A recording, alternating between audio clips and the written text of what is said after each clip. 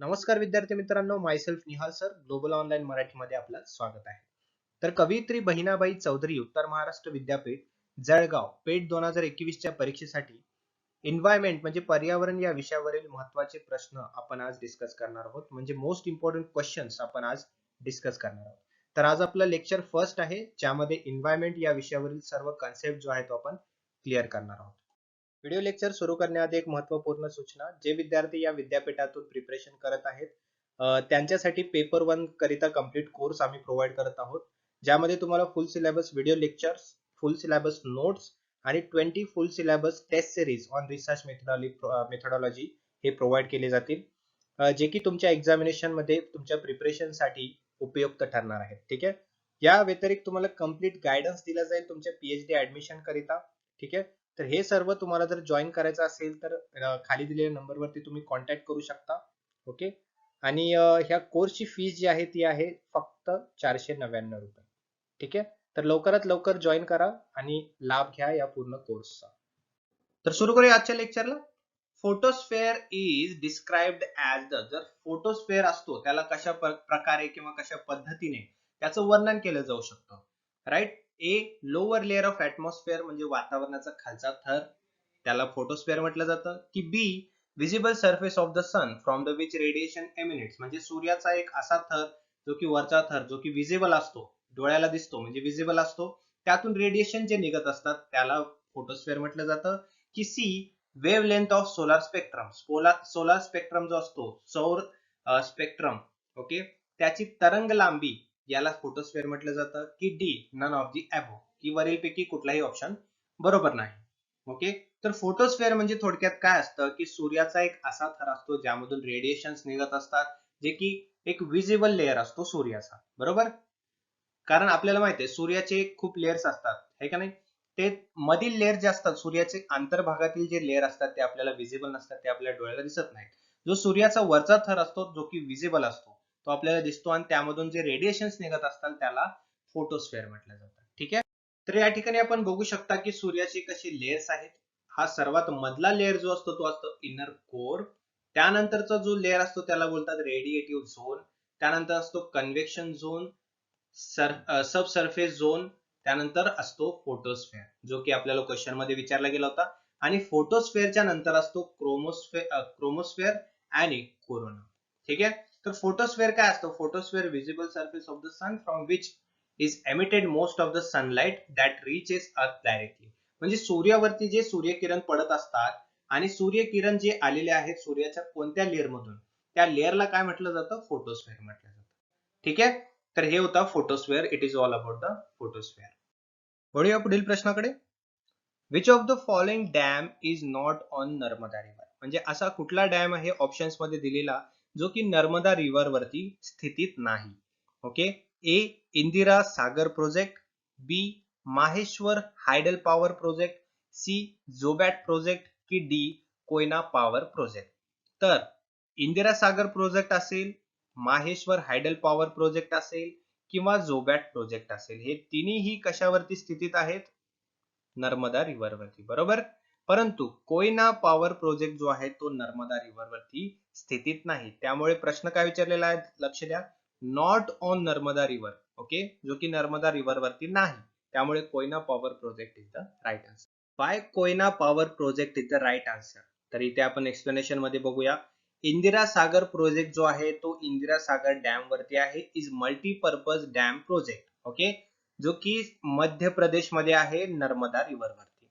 Okay. त्यानंतर आहे Maheshwar hydel power project. It is a last project across river Narmada. हा सुद्धा नर्मदा रिव्हर वरती आहे प्रोजेक्ट. कुठला? माहेश्वर हायडल पॉवर प्रोजेक्ट, जो की एमपी स्टेट मध्येच आहे. त्यानंतर आहे जोबॅट प्रोजेक्ट, शाहिद चंद्रशेखर आझाद सागर, म्हणजे जोबॅट प्रोजेक्ट. ठीक आहे. या जोबॅट प्रोजेक्टला अजून काय म्हटलं जातं? तर शाहिद चंद्रशेखर आझाद सागर. ठीक आहे. हा सुद्धा मध्य प्रदेशमध्ये आहे, जो की इरिगेशन प्रोजेक्ट आहे. ठीक आहे. आणि हा सुद्धा प्रोजेक्ट कशावरती आहे? नर्मदा रिव्हर वरती. परंतु कोयना पॉवर प्रोजेक्ट जो आहे, Koyna hydro electric project is the largest hydro electric power plant in India. ठीक आहे. तर एक्झामिनेशन मध्ये प्रश्न विचारला की which is the largest hydro electric power plant in India, तर आपल्याला काय उत्तर द्यायचं आहे तर कोयना हायड्रो इलेक्ट्रिक प्रोजेक्ट किंवा कोयना पॉवर प्रोजेक्ट. ठीक आहे. It is a complex project with 4 dams including the largest dam of Koyna river.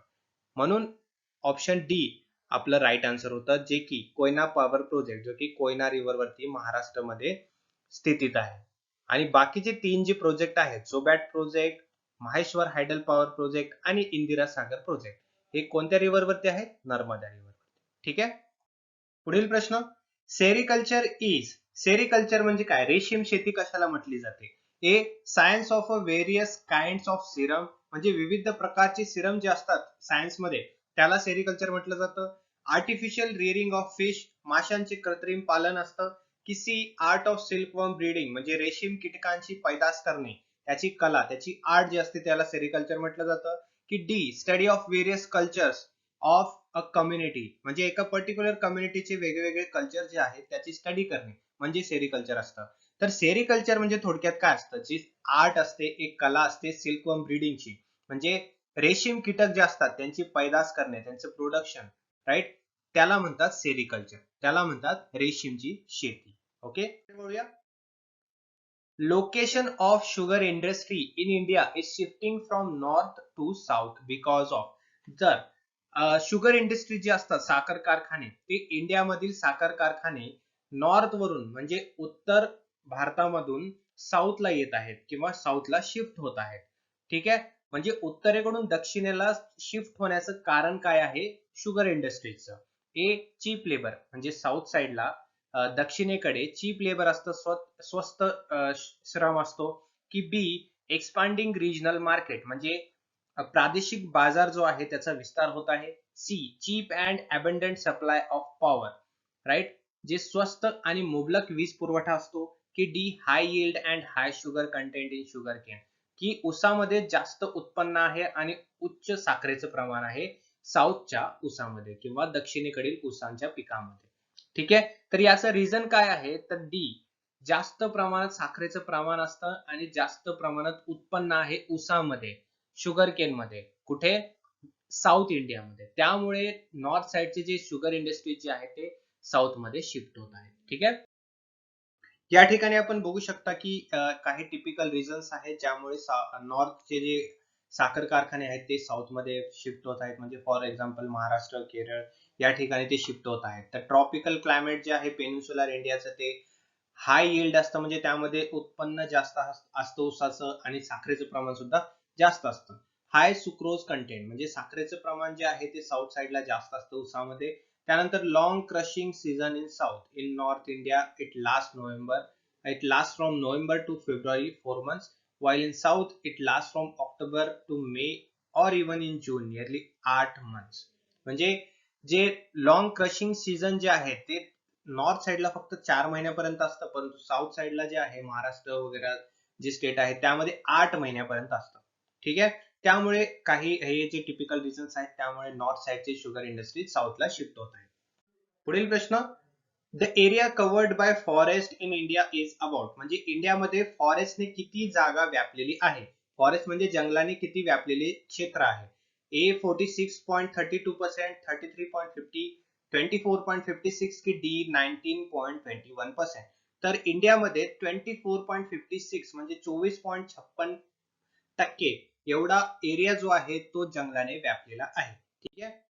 2019चा जो रिपोर्ट आहे त्यानुसार 7,12,249 स्क्वेअर किलोमीटर म्हणजे 71.22 मिलियन हेक्टर्स आणि 21.67% एवढा जो जॉग्राफिकल एरिया आहे तो जंगलाने व्यापलेला आहे इंडियामध्ये. ओके. पुढील प्रश्न, India's oil bearing areas are mostly associated with the, म्हणजे इंडियाचे जे तेल वाहणारे क्षेत्र आहे त्या ठिकाणी कुठल्या प्रकारचे रॉक्स तयार होत असतात? A plutonic rocks, B volcanic rocks, C sedimentary rocks की डी मेटामॉर्फिक रॉक्स. तर आपल्याला माहिती आहे रॉकचे वेगवेगळे प्रकार असतात, तर कुठल्या प्रकारचा असा रॉक आहे जे की इंडियाच्या ऑइल बिअरिंग एरियाज मध्ये मोस्टली असोसिएट होत असतो किंवा तयार होत असतो? तर सेडिमेंटरी रॉक्स जे आहे गाळाचे खडक ते इंडियन ऑइल बिअरिंग एरियाज मध्ये मोस्टली तयार होत असतात. ठीक आहे. सेडिमेंटरी रॉक्स काय असतात? हे एक रॉकचं टाइप आहे जे की कशाने फॉर्म होत असतात, कशाने बनत असतात? तर डिपोजिशन ऑफ मिनरल्स, और organic particles on the earth surface. ठीक आहे, त्यामुळे हे सेडिमेंटरी रॉक्स बनत असतात. वळूया पुढील प्रश्नाकडे. तर लवकरात लवकर आपण जे 50 प्रश्न आहेत ते पूर्ण करण्याचा प्रयत्न करूया, परंतु डिटेल मध्ये आपल्याला ते पूर्ण करायचे आहे. ठीक आहे. Which one of the following pairs is not correctly match, म्हणजे खाली दिलेले जे जोड्या आहेत त्यामधील कुठली जोडी करेक्टली मॅच झालेली नाही असा प्रश्न विचारलेला आहे. ठीक आहे. ए कोटा आणि चंबल, बी भुवनेश्वर आणि महानदी, सी जबलपूर आणि नर्मदा, डी सुरत आणि ताप्ती. तर या ठिकाणी आपण बघू शकतो की नद्यांचे नाव दिलेले आहेत आणि काही ठिकाणांचे नाव दिलेले आहेत. म्हणजे थोडक्यात कुठली नदी कुठल्या ठिकाणात वाहते किंवा त्याचा उगम कुठला आहे किंवा कुठली नदी कुठल्या ठिकाणाशी संबंधित आहे असा प्रश्न विचारलेला आहे.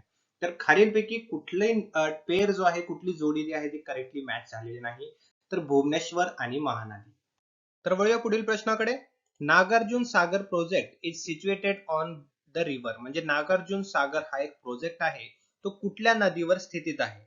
ए तुंगभद्रा नदी, बी कावेरी नदी, सी कृष्णा नदी की डी गोदावरी नदी. तर नागार्जुन सागर जो प्रोजेक्ट आहे तो कृष्णा नदीवर स्थितीत आहे. तर नागार्जुन सागर डॅम हा एक डॅम प्रोजेक्ट आहे, ज्याला मासुंडी डॅम असं सुद्धा म्हटलं जातं, जो की कृष्णा रिव्हर वरती आहे. ठीक आहे. हे जे नागार्जुन सागर प्रोजेक्ट आहे हा नालगोंडा डिस्ट्रिक्ट तेलंगणा आणि गुंटूर डिस्ट्रिक्ट आंध्र प्रदेश या दोघांच्या बॉर्डर वरती स्थितीत आहे. ओके, तर वळूया पुढील प्रश्नाकडे. Tides in the ocean are caused by, तर समुद्रामध्ये जे टाइड्स येत असतात, काय म्हणतात त्याला, भरती जी येत असते, ठीक आहे, वेव्हज जे येत असतात, ते कशामुळे येत असतात? Gravitational pull on the moon, on the earth surface including sea water, म्हणजे चंद्र जे आहे त्याच्या ग्रॅव्हिटेशनल फोर्समुळे येत असतात, की सूर्याच्या ग्रॅव्हिटेशनल फोर्समुळे येत असतात, की gravitational pull of moon and sun, म्हणजे सूर्य आणि चंद्र या दोन्हीच्या ग्रॅव्हिटेशनल फोर्समुळे हे टाइड्स येत असतात, की डी नन ऑफ दी अबो, म्हणजे या कुठलाही ऑप्शन करेक्ट नाही. तर सूर्य आणि चंद्र या दोघांच्या ग्रॅव्हिटेशनल फोर्समुळे समुद्रामध्ये जे आहेत किंवा ओशन मध्ये जे आहेत टाइड्स जे आहेत ते येत असतात. ठीक आहे. तर या ठिकाणी आपण बघू शकतो की हे आहे हे सन आणि हे जे आहे ते मून. जेव्हा सूर्य आणि चंद्र एक रेषेत येत असतात त्यावेळी काय येतो, हाय टाइड्स येत असतात आपल्या ओशन्स मध्ये. आणि समजा हे चंद्र वळून इथे जर आला या ठिकाणी, ठीक आहे, तर यामध्ये काय होतं, 90 डिग्रीचा एक अँगल तयार होतो, त्यामुळे लो टाइड्स येत असतात. आणि तिथूनच लगेच हा चंद्र समजा या ठिकाणी आला, जेव्हा सूर्य आणि चंद्र एक रेषेत येतील तेव्हा हाय टाइड्स आणि 90 डिग्री अँगल मध्ये येतील तेव्हा लो टाइड्स. ठीक आहे. पुढील प्रश्नाकडे वळूया. Through which state the Kaveri river flow, म्हणजे कुठल्या स्टेट मधून कुठल्या राज्यामधून कावेरी नदी जी आहे ती वाहत असते? ए गुजरात, मध्य प्रदेश, तमिळनाडू, बी कर्नाटका, केरला, तमिळनाडू, की सी कर्नाटका, केरला अँड आंध्र प्रदेश, की डी एमपी म्हणजे मध्य प्रदेश, महाराष्ट्र आणि तमिळनाडू. तर कावेरी नदी जी आहे ती कर्नाटका, केरला आणि तमिळनाडू या तीन राज्यामधून जी आहे ती वाहत असते. पुढील प्रश्न. The world is divided into, जग जे आहे ते किती टाइम मध्ये विभागलेलं आहे किंवा किती टाइम झोन मध्ये विभागलेलं आहे? 12 time zones, 20 time zones, 24 time zones की 36 टाइम झोन्स? तर 24 टाइम झोन्स म्हणजे 24 टाइम झोन्स मध्ये जग जे आहे ते विभागलेलं आहे. पुढील प्रश्न. कन्सिडर द फॉलोइंग स्टेटमेंट, खाली दिलेले जे स्टेटमेंट्स आहेत त्यामधले कुठले राईट आहेत ते आपल्याला ओळखायचे आहे. Ozone is found mostly in stratosphere, ozone layer जो आहे तो स्ट्रॅटोस्फेअर मध्ये असतो, स्ट्रॅटोस्फेअर लेअर मध्ये असतो. Ozone layer lies 55 to 75 kilometre above the surface of the earth, म्हणजे पृथ्वीपासून 55 ते 75 किलोमीटर पर्यंत ओझोन लेअर जो आहे तो आढळत असतो. 3. Ozone absorbs ultraviolet radiation from the sun, सूर्यापासून जे अल्ट्राव्हायोलेट रेडिएशन असतात ते ऍब्झॉर्ब करत असतं कोण, ओझोन. की 4. Ozone layer has no significance for life on the earth, तर पृथ्वीवरती जी जीवनशैली आहे त्याच्यासाठी ओझोन लेअरचा कुठलाही एक चांगला फायदा नाही असं बोललेलं आहे. तर यामध्ये कुठले स्टेटमेंट जे आहेत ते राईट आहेत? तर फर्स्ट आणि थर्ड स्टेटमेंट, म्हणजे ओझोन जे आहे तो स्ट्रॅटोस्फेअर मध्ये आढळतो आणि ओझोन जे आहे ते सूर्याचे अल्ट्राव्हायोलेट रेडिएशन जे की खूप घातक असतात ते आपल्याला ते ओझोन लेअर जे आहे ते ऍब्झॉर्ब करत असतं. तर हा असतो स्ट्रॅटोस्फेअर पृथ्वीचा, ठीक आहे, जो की 10 किलोमीटर पर्यंत असतो. आणि त्याच्यानंतर ओझोन लेअर जो की 10 ते 50 किलोमीटर पर्यंत पृथ्वीपासून आढळत असतो. पुढील प्रश्न. Which of the following soil is very hard to cultivate, म्हणजे कशा प्रकारची अशी माती आहे जी की कल्टिवेट करण्यासाठी किंवा लागवड करण्यासाठी कठीण असते? तर alluvial soil, red soil, black soil की सँडी सॉइल? तर सँडी सॉइल जे आहे ते कल्टिवेशन साठी hard.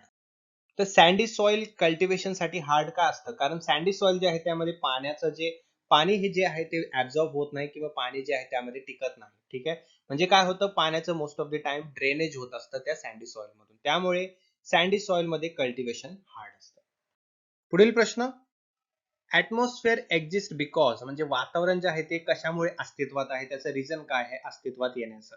The gravitational force of earth म्हणजे पृथ्वीचा ग्रॅव्हिटेशनल फोर्स गुरुत्वाकर्षण बल, की बी रेव्होल्युशन ऑफ द अर्थ म्हणजे पृथ्वीची क्रांती, रेव्होल्युशन जे झालं पृथ्वीचं त्यामुळे ऍटमॉस्फिअर एक्झिस्ट आहे, की C rotation of the earth म्हणजे पृथ्वी फिरत असते त्यामुळे ऍटमॉस्फिअर असतं, की weight of the gases of atmosphere किंवा वातावरणातील जे वायू आहेत त्यांच्या वजनामुळे ऍटमॉस्फिअर जे आहे ते एक्झिस्ट करत असतात. तर याचा राईट आन्सर आहे the gravitational force of earth म्हणजे पृथ्वीचं गुरुत्वाकर्षण बल आहे त्यामुळे ऍटमॉस्फिअर जे आहे ते एक्झिस्ट करतं आपल्या पृथ्वीवरती. पुढील प्रश्न, biomedical waste of human and animal tissues organs and infected body parts are to be disposed using म्हणजे बायोमेडिकल वेस्टेज जे असतात किंवा ह्युमनचे ॲनिमलचे टिश्यूज असतात, ऑर्गन्स असतात, इन्फेक्टेड बॉडीचे पार्ट्स असतात, त्याचं डिस्पोजन कसं केलं जातं किंवा डिस्पोज कसे केले जातात किंवा त्याची विल्हेवाट कशा प्रकारे लावली जाते? ए ऑटोक्लेविंग, बी मायक्रोवेव्ह, सी कंपोस्टिंग की डी इन्सिनरेशन?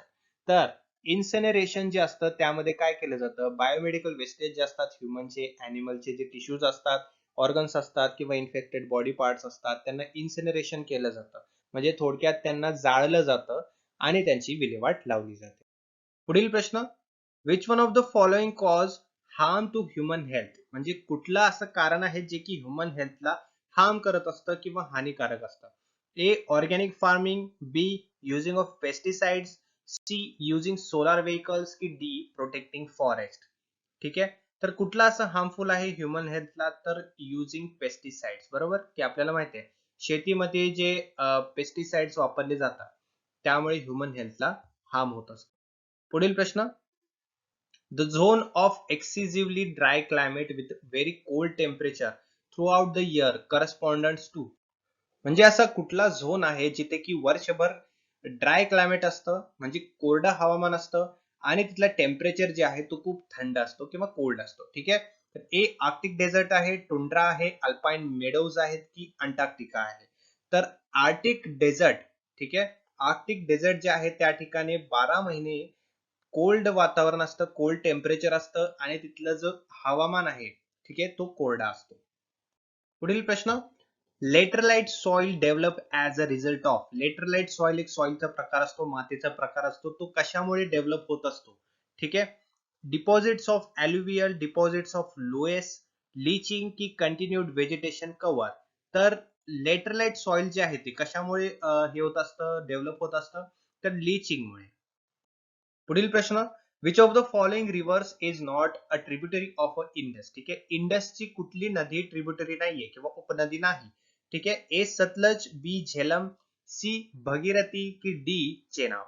तर भगीरथी नदी जी आहे ती इंडस किंवा सिंधू नदी जी आहे तिची उपनदी नाही किंवा ट्रिब्युटरी नाही. पुढील प्रश्न, तर आपल्याला रूल माहिती असू द्या की पॉज करायचा आहे, तुम्हाला व्हिडिओ क्वेश्चन बघायचा आहे, त्याचा आन्सर जे आहे तुम्हाला द्यायचा आहे. कमेंट बॉक्स मध्ये सुद्धा तुम्ही तुमचा आन्सर देऊ शकता. ठीक आहे, तर प्रश्न काय विचारलेला आहे, which of the following is a non renewable energy resource म्हणजे खाली दिलेल्या ऑप्शन्स मध्ये कुठला नॉन रिन्युएबल एनर्जी रिसोर्स आहे? ठीक आहे, ए सोलार, बी मिथेन, सी हायड्रो इलेक्ट्रिक की डी कोल? तर कोल जे आहे ते नॉन रिन्युएबल एनर्जी रिसोर्स आहे. ठीक आहे, बाकी सोलार, मिथेन आणि हायड्रो इलेक्ट्रिक हे कुठले आहेत? तर हे रिन्युएबल एनर्जी रिसोर्सेस आहेत. तर या ठिकाणी कुठले रिन्युएबल एनर्जी रिसोर्सेस आहेत आणि कुठले नॉन रिन्युएबल एनर्जी रिसोर्सेस आपल्याला दिलेले आहेत? Solar, hydro power, biomass, wind आणि जिओथर्मल हे काय आहेत? हे रिन्युएबल एनर्जी आहेत. आणि ऑइल, कोल, नॅचरल गॅस आणि न्यूक्लिअर हे काय आहेत? हे नॉन रिन्युएबल एनर्जी आहे. ठीक आहे, तर हे तुम्ही स्क्रीनशॉट काढून घ्या किंवा तुमच्या नोटबुक मध्ये तुम्ही नोट डाऊन करा की कुठले रिन्युएबल एनर्जी आहेत आणि कुठले नॉन रिन्युएबल एनर्जी आहेत. जर एक्झामिनेशन मध्ये कुठलाही क्वेश्चन विचारला की कुठला रिन्युएबल आहे किंवा कुठला रिन्युएबल नाही किंवा कुठला नॉन रिन्युएबल आहे कुठला नॉन रिन्युएबल नाही, तर तुम्हाला तो आन्सर यायला हवा. ठीक आहे, वळूया पुढील प्रश्नाकडे. Different seasons are formed because, तर वेगवेगळे हंगाम जे असतात, सीझन जे असतात ते कशामुळे फॉर्म होत असतात किंवा कशामुळे ते बनत असतात? Sun is moving around the earth, त्यामुळे होत असतं की of revolution of the earth around the sun on its orbit, की rotation of the earth around its axis, की because earth is tilted when its revolves around the sun. तर because of earth is tilted म्हणजे पृथ्वी जी आहे ते tilted आहे, ठीक आहे, तिरकी आहे आणि ती रिव्हॉल्व्ह करते सूर्याभोवती, सूर्याभोवती ती फिरत असते, त्यामुळे वेगवेगळे सीझन जे आहेत, हंगाम जे आहेत ते बनत असतात. पुढील प्रश्न, द नॅचरल व्हेजिटेशन ऑफ सावना, सावनाच्या नॅचरल व्हेजिटेशन मध्ये, सावनाच्या नैसर्गिक वनस्पतीमध्ये कशाचा समावेश आहे किंवा काय कन्सिस्ट आहे, ठीक आहे, त्यामध्ये टॉल ग्रास आहे, स्क्रब जंगल आहे, शॉर्ट ग्रास आहे की ट्रीज आहे. तर सावन्नामध्ये नॅचरल व्हेजिटेशन म्हणजे काय आहे, तर टॉल ग्रास म्हणजे उंच गवत जे आहे ते सावन्नामध्ये आढळत असतं, ठीक आहे. तर पुढील प्रश्न, the much discussed Tehri dam project is located in which of the following states, म्हणजे खाली दिलेले जे स्टेट्सचे ऑप्शन्स आहेत त्यामध्ये कुठल्या स्टेट मध्ये टेहरी डॅम प्रोजेक्ट जो आहे तो लोकेटेड आहे, ठीक आहे. ए मध्य प्रदेश, बी राजस्थान, सी हरियाणा की डी उत्तराखंड. तर उत्तराखंड राज्यामध्ये टेहरी डॅम प्रोजेक्ट जो आहे तो लोकेटेड आहे. टेहरी डॅम प्रोजेक्ट हा भागीरथी रिव्हर वरती बांधलेला आहे, ठीक आहे. हा एक मल्टी रिव्हर व्हॅली प्रोजेक्ट आहे, ठीक आहे, कुठला, टेहरी डॅम प्रोजेक्ट.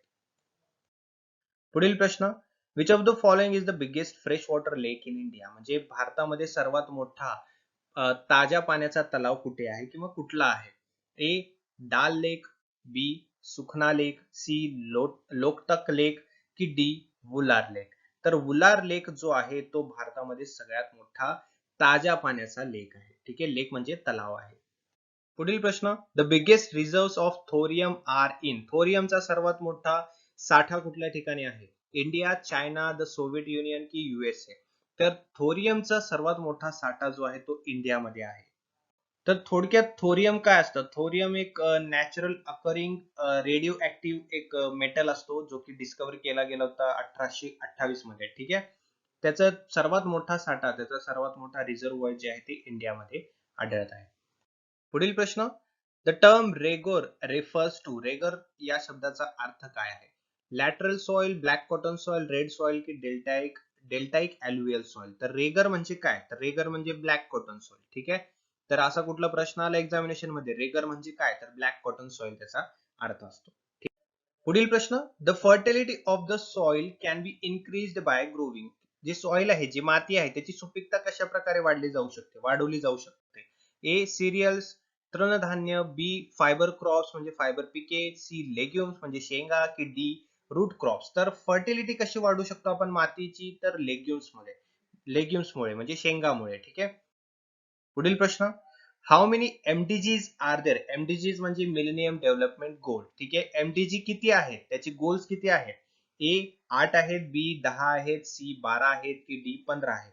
तर एमडीजी मध्ये टोटल 8 गोल्स आहेत, ठीक आहे. तर कुठले कुठले आहेत, इरॅडिकेट एक्स्ट्रीम पॉवर्टी आहे, achieve universal primary education, promote gender equality, reduce child mortality, improve maternal health, combat HIV, AIDS and malaria and other diseases, ensure environmental sustainability आणि शेवटचा आहे ग्लोबल पार्टनरशिप फॉर डेव्हलपमेंट, ठीक आहे.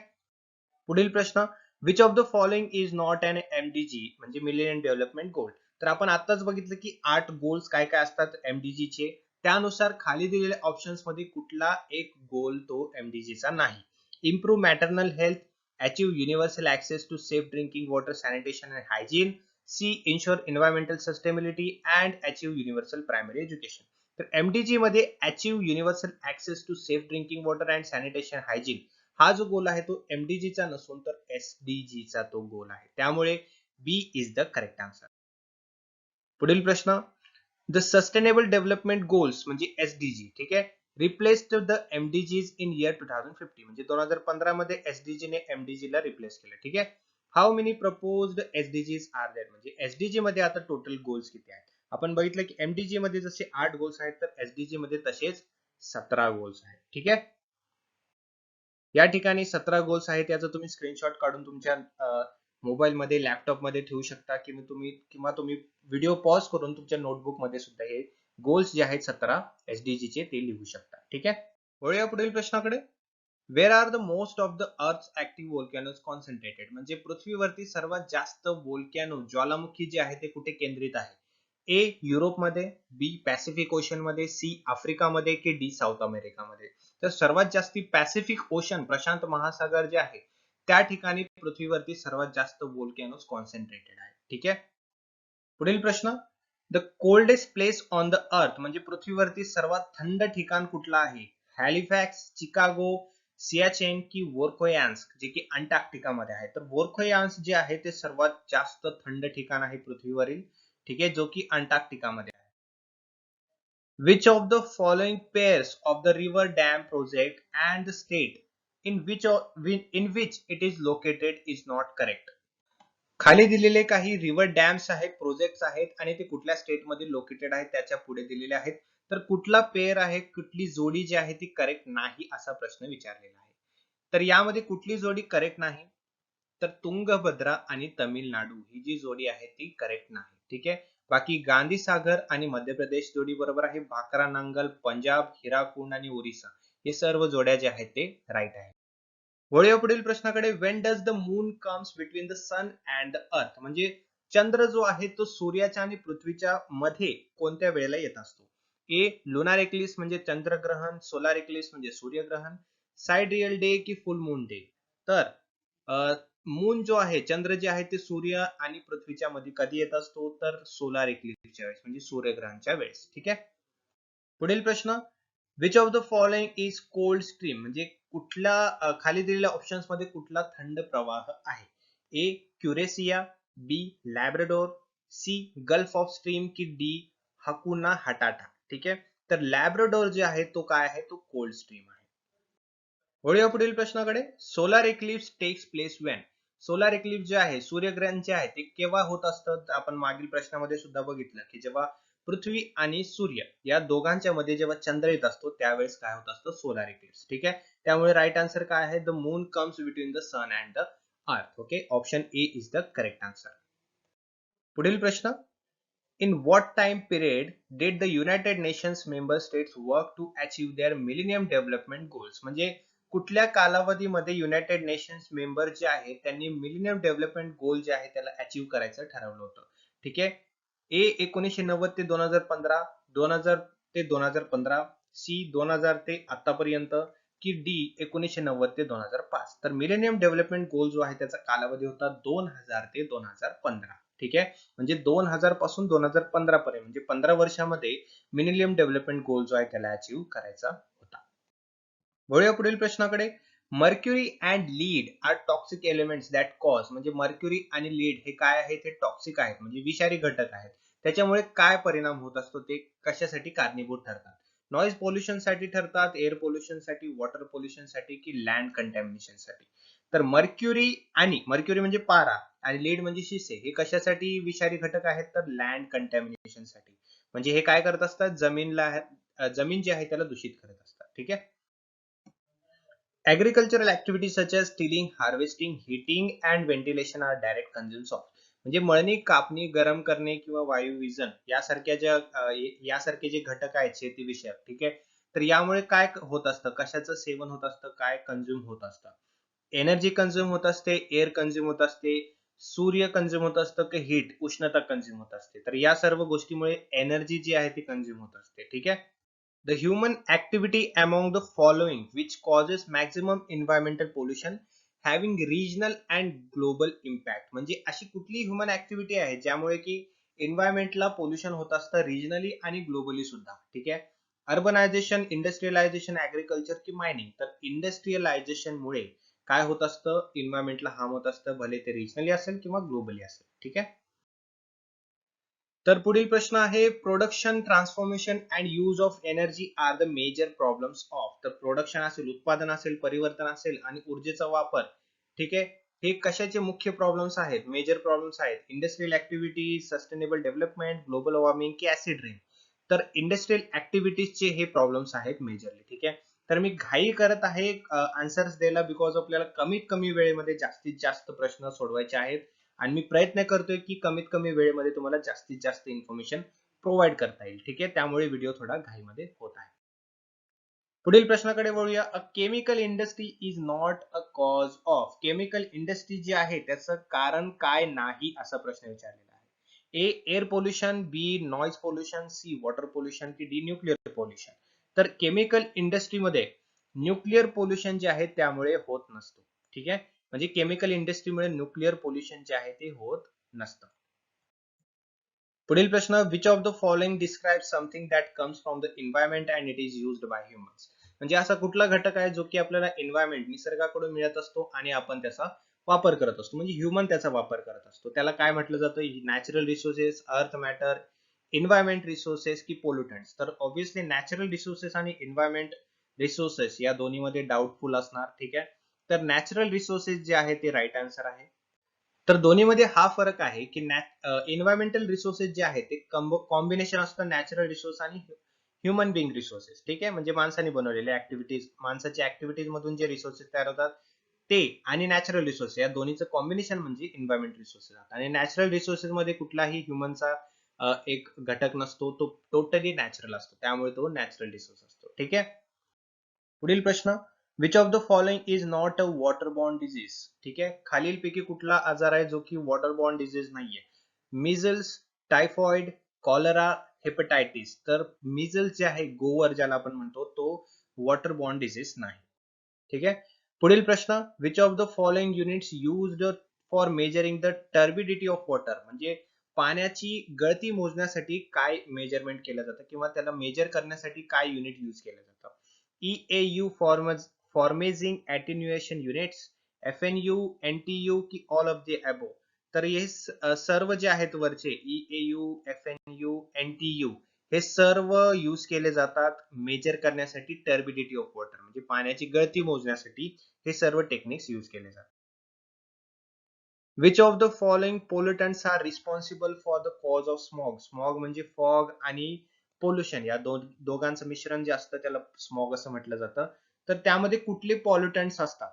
ठीक आहे, तर त्यामध्ये असतात बोथ इन्सिनरेटर्स असतात आणि एमिशन्स फ्रॉम व्हेकल्स. ठीक आहे, म्हणजे जाळलेले जे घटक असतात आणि एमिशन ऑफ व्हेकल्स म्हणजे गाड्यांच्या धुरातून, वाहनांच्या धुरातून जे वायू निघालेला असतो, या दोन्हीचं मिश्रण जे असतं ते स्मॉग असतं. ठीक आहे, पुढील प्रश्न, chlorofluorocarbon are non flammable chemicals mainly used in. तर क्लोरोफ्लोरोकार्बन हा जो गॅस आहे तो कशामध्ये युज केला जातो? परफ्युम्स मध्ये, रेफ्रिजरेटर्स की एअर कंडिशनर्स की सगळ्यामध्ये?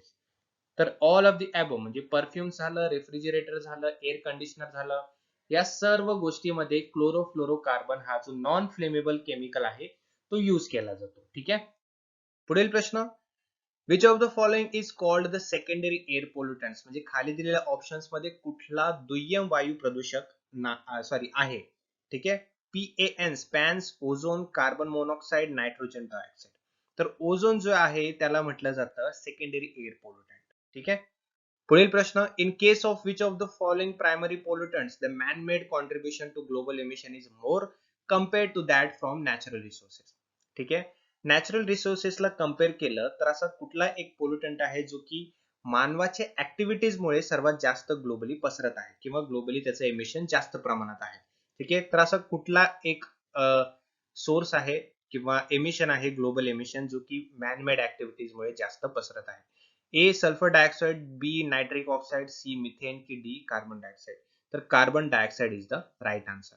ठीक आहे, तर शेवटचा प्रश्न आजच्या मॉक टेस्टचा, which of the following pollutants is included in the air quality index in India. म्हणजे AQI जे आहे त्यामध्ये कुठला पोल्युटंट आहे तो जो की इन्क्लुडेड आहे? Carbon dioxide, chlorofluorocarbon, sulphur dioxide की मिथेन? तर सल्फर डायऑक्साइड जो आहे तो AQI म्हणजे एअर क्वालिटी इंडेक्स जो इंडियाचा असतो त्यामध्ये हा पोल्युटंट इन्क्लुडेड आहे. ओके, तर आजचा mock test, first mock test जी आहे ती संपलेली आहे. आपण परत एकदा पुढच्या मॉक टेस्ट मध्ये भेटूया. तर रोज अटेंड करा सकाळी 8 वाजता ही मॉक टेस्ट. मित्रांनो, तुमच्या प्रिपरेशन साठी खूप हेल्पफुल असणार आहे ही, जेणेकरून तुमचे युनिट जे आहेत ते पूर्णपणे कव्हर होणार आहेत. ठीक आहे, तर भेटूया पुढच्या मॉक टेस्ट मध्ये. Thank you for today session and have a good day.